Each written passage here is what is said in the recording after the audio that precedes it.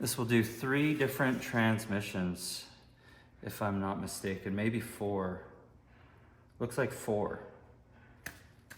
Very beautiful piece.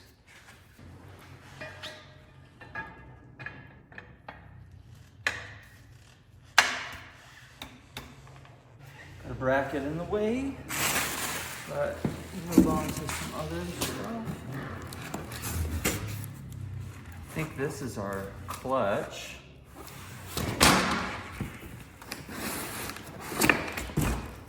Flywheel. It's a big boy.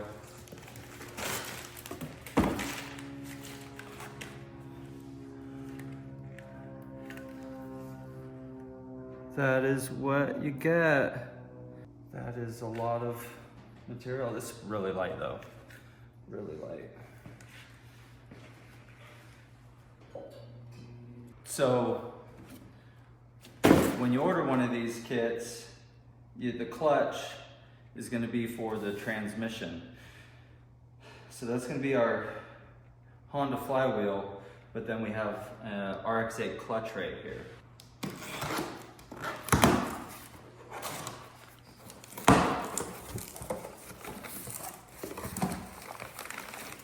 Yeah, perfect.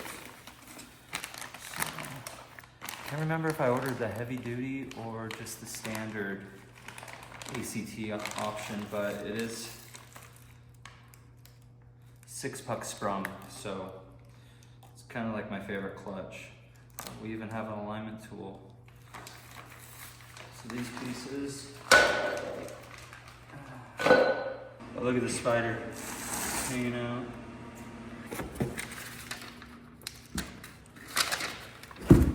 I got the stage 3 clutch. Yeah, stage 3. Okay, finally to it. This is the cool stuff. Oh, there's another one.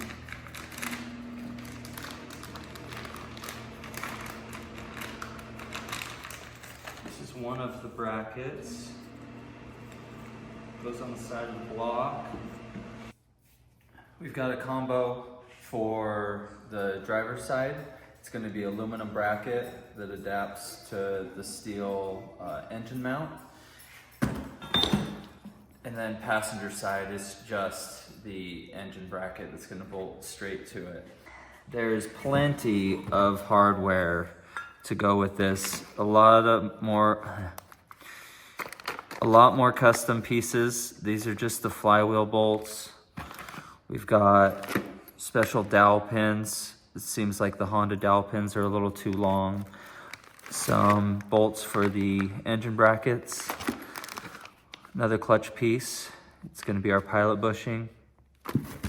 And then our adapter plate bolts. So I'm going to get a couple pieces collected, throwout bearing, and I think it looks like I might need to do a time cert on this big bolt into the block. There's no threads there. So gather those things back up and we'll start slapping this together. So I'm about 4 hours into messing around with the adapter plate and the motor mount bracket for the engine. I've actually had to drill and tap where a dowel goes. I was lucky that I got it centered with the tooling I have. I should have some centering punches. That would have been really sweet. But notice that some of the hardware here and there, just it isn't the length that you would want it to be for full threads. I've had to grind some of the hardware down. I still need to go get some longer hardware for a motor mount bracket adapter piece on the other side. But I might be picky. There's holes drilled down at the bottom. They don't specify that this is for, that they don't even provide hardware for down here, but drilled out the holes to a 12 mil on the oil pan. Again, I'm doing a K20, not a, this might be K24 related, but I think it's just a combination of their tooling versus what is the sizing on the Honda stuff. But other than that, grinded down on the transmission a bit to clear the starter snout. They specify that in the instructions. Gonna just swing you around here. So over on the driver's side, the starter interferes with this adapter plate. There's also a big rectangular chunk on the starter that hangs down even deeper. I think I would have to machine this much out of this bracket. You could see what I did with the flapper disc right there, but it's just enough. I really wish I didn't have to grind down the starter. I think I need a new one in the future anyways. If it's in the way, I'm gonna shave this down some more. But this is something I had to, I got all caveman on it because of the spot welds. Thought I was gonna be able to tear it. This is the bolt that's a little short that I need. This one, you have to tap. I used a time cert kit, but this bolt was also too long because I didn't want to drill into the block too much, I believe. And yeah, that M12 by 125 time cert kit is needed on the K20.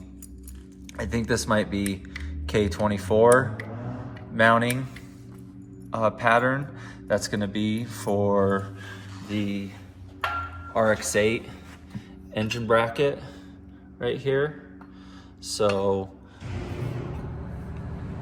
come to find out, this isn't gonna work in my NC, so we're gonna have to make some custom plates. We're gonna use some square tube on a new flat plate. But yeah, it's a bunch of modifications. I even had to grind down my dowels, the Honda dowels that they gave. Yep, I don't own a lathe. It's a little crooked, if you can see that. But, oh, wait. I think I grinded down both sides on this one. But, yeah, the plate was rocking back and forth on the block. That wasn't a good thing. But besides having to buy more hardware, these also are replaced, all the gold ones. We're missing like threads 5 mil in onto the block, so there was barely any engagement for this motor mount bracket. Along with there not being much engagement, there's a VIN tag that goes right here.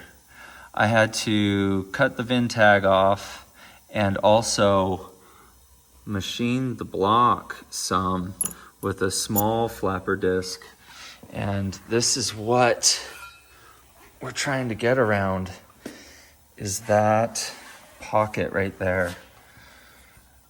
I have the hardware in, but it drops down really far, as you can see, to the oil pan area.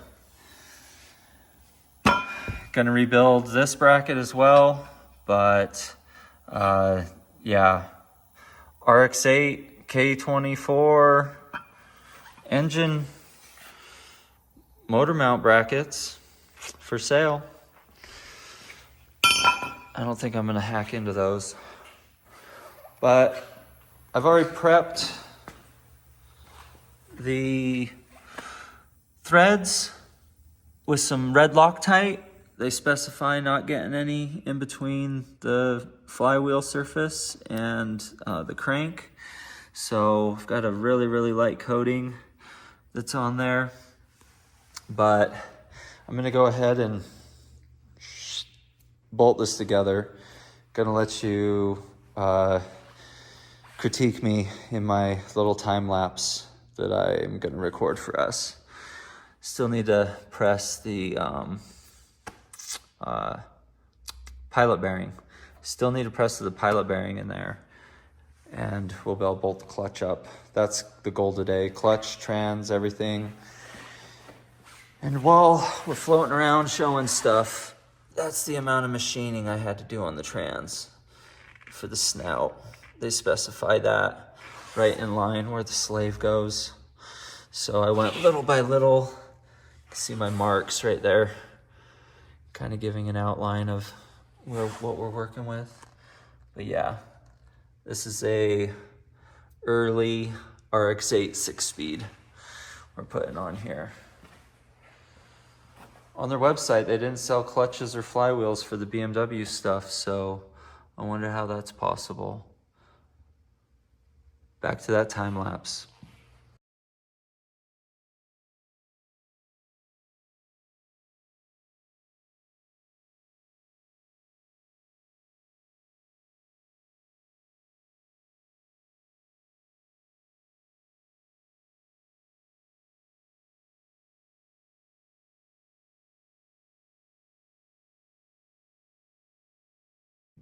Okay, trans is bolted up. We've got everything snugged up. The dowels were a little bit of a pain, but it wasn't too serious. Here we have the Mazda power plant frame bolted up. It doesn't fit. I don't know if you already knew that, but I did mod the rear to fit the RX-8 diff. So hopefully I can do the same up here. I'm just gonna go for the quick lower mounting point to get it in the car. And then we'll decide. I think that the lower stays, and then we're gonna have to modify the upper because drive shaft clearance. We'll see what it does in the back. But gonna get the subframe taken out again real quick, and then we're gonna pop that drivetrain in this guy right here. So give me a moment. We'll get that removed. Thank you so much for being a part of the channel, and I have many more swap videos coming up.